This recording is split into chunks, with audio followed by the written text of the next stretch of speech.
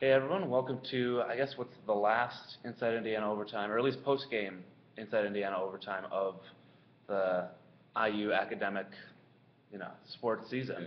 It's weird, but John Bauerfein, Alice McCarthy here from Vanderbilt again, where Indiana lost earlier tonight to Radford, or earlier today to Radford, 5-3. That ends their season, and it ends the careers of some of the most successful and some of the winningest players in IU history.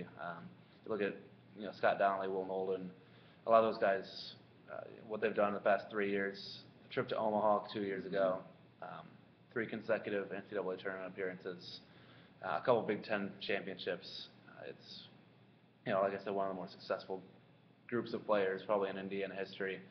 And it was just kind of probably the most, yeah. Yeah, I would assume the most, if they're not the winningest group of seniors, then I guess then they're at least the most successful in terms of postseason play, in terms of getting to the postseason. Yeah, and like they said, they lost. They've been eliminated. The season's over. But when I see this team this year, I really feel like even though it was a new head coach and Chris Lemonis, the seniors, or I guess the team, really came full circle. I mean, you had the Kyle Schwarber led teams that had a super regional last year, and then 2 years ago also hosted a regional and made it to Omaha. And this team really didn't have that one-star player at either pitching or hitting. And they got the program's first ever at-large bid into the NCAA tournament with, which, how the team started. They started good, and then they really tailed off and kind of had like a whirlwind. And then they got hot at the end of the year and made it and beat Radford Friday, and then play Vanderbilt, a really good Vanderbilt team, to the wire, and then one of the best players in college baseball hits a home run, does a Derek Jeter type play, Dansby Swanson, and they win that game. Radford, which was the 2 seed and which had been on a 15-game winning streak entering the NCAA tournament, beats IU today, but it's by no means disappointing for them. I feel like they overachieved this season. Yeah, like you said, it was just kind of a weird group. First year of Chris Lemonis being here at IU, and he had not necessarily an imbalanced team, but there are a lot of older guys and there are a lot of really, really young guys. And there wasn't really that much in the middle to bind them together or whatnot. And you saw them struggle, like you said, at the beginning of Big Ten play. I think they started 2-6 in conference play, and it looked kind of dire for their NCAA tournament chances. And then they finished won 7 of their last 8, or 6 of 7 or something like that. Went to the Big Ten tournament, won a couple games there, came here, won their debut on Friday night, like you said, against Radford. Just a really impressive performance as a whole this season in terms of making it work with kind of an odd team where they're mixing and matching, especially in the starting rotation. You saw Scott Efross start the year as kind of the ace of the team, and now he's in the bullpen.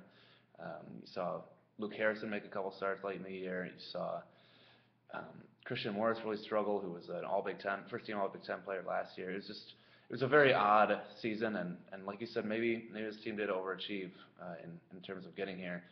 The weekend itself, there were a couple. Brian Wilhite had probably the best weekend of his collegiate career, both in the field and at the plate. He had some big hits. He had some huge plays in the field, and especially considering he was the number 9 hitter in this lineup, he was extremely valuable in making them successful and keeping them in games. Kyle Hart had an incredible start on Friday.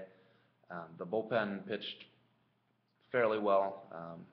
Today, I guess getting to today's game, after 4 minutes of kind of talking about the season as a whole, Indiana's pitchers really, really struggled finding the strike zone today. They walked 4 guys, they hit 4 guys, they threw 5 wild pitches. Yeah, 3 by Halstead. And in 1.2 innings pitched. It was very uncharacteristic from him, and yeah, you can't do that and expect to win at this point of the season. Right, exactly. Teams that have made it this far, teams of the caliber of Vanderbilt or Radford, they're going to take advantage of you when you do that.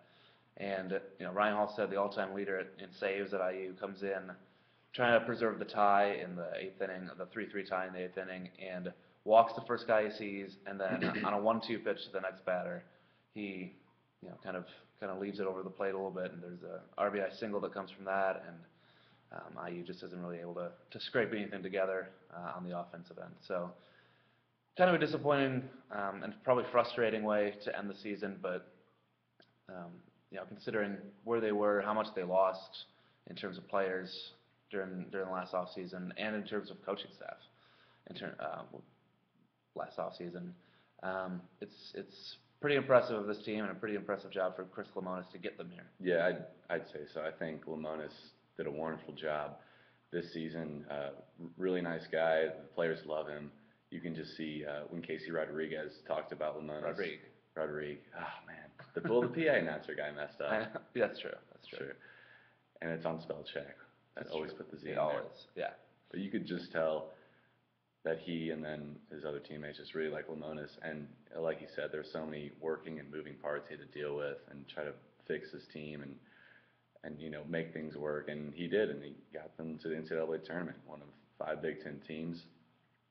And I think Indiana and the league as a whole are looking up. And, obviously Lemonis will start to recruit his own players now and get the type of team that he wants going forward. Yeah. So, we'll see what happens in future years. But I think that does it. Something really funny just popped up on the screen. Sorry. I think that does it for this final episode of Inside Indiana. I don't know. I think that does it for this final episode of Inside Indiana Overtime. We're gonna have football, basketball recruiting coverage throughout this summer. You want me to finish? No, that's fine. All right. We'll have that throughout the summer, and then preseason stuff leading up to football, which starts in August. So stop laughing over there.